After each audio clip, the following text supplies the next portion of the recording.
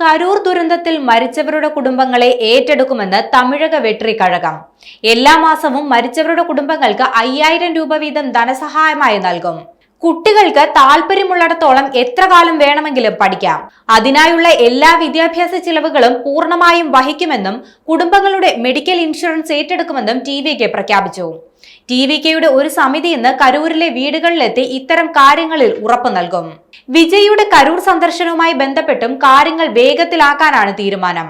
ഈ മാസം 17-ാം തീയതി വിജയ് എത്തുമെന്ന് അനൌദ്യോഗികമായി പ്രഖ്യാപിച്ചിരുന്നു. എന്നാൽ സന്ദർശന വിവരം പോലീസിനെ അറിയിക്കുകയും DGPയുടെ പക്കൽ നിന്ന് കൃത്യമായി അനുമതി വാങ്ങി സുരക്ഷാ ക്രമീകരണങ്ങൾ ഒരുക്കിയതിനു ശേഷം മാത്രമായിരിക്കും വിജയ് കരൂരിൽ എത്തുക. പാർട്ടി കരൂർ ദുരന്തത്തിൽ മരിച്ചവരുടെ കുടുംബങ്ങൾക്ക് പ്രഖ്യാപിച്ചിരുന്ന 20 ലക്ഷം രൂപയും ഈ അവസരത്തിൽ ധനസഹായമായി നൽകും. പൊതുപ്രവർത്തനത്തിലേക്ക് കൂടുതൽ സജീവമായി TVK ഇറങ്ങുന്നതിന്റെ സൂചനകളാണ് നിലവിൽ പുറത്തുവരുന്നത്. കഴിഞ്ഞ സെപ്റ്റംബർ 27-ാം തീയതിയായിരുന്നു കരൂരിൽ വിജയുടെ റാലി ദുരന്തത്തിൽ കലാശിച്ചത്. ശനിയാഴ്ച തോറും TVK വിജയുടെ റാലി സംഘടിപ്പിച്ചിരുന്നു. ഇത്തരത്തിൽ സെപ്റ്റംബർ 27-ാം തീയതി ശനിയാഴ്ച കരൂർ വേലുചാമിപുരത്ത് TVK സംഘടിപ്പിച്ച റാലിയായിരുന്നു അപകടം വരുത്തിവെച്ചത്. വിജയെ കാണാൻ രാവിലെ മുതൽ തന്നെ വലിയ ജനക്കൂട്ടം വേലുചാമിപുരത്ത് തമ്പടിച്ചിരുന്നു. ഉച്ചയ്ക്ക് 1 മണിക്കാണ് വിജയ് പരിപാടിക്ക് എത്തേണ്ടിയിരുന്നത്. എന്നാൽ 6 മണിക്കൂർ വൈകിയാണ് വിജയ് പരിപാടിയിലേക്ക് എത്തിയത്. ഇതിനകം തന്നെ ആളുകൾ തളർന്നു തുടങ്ങി.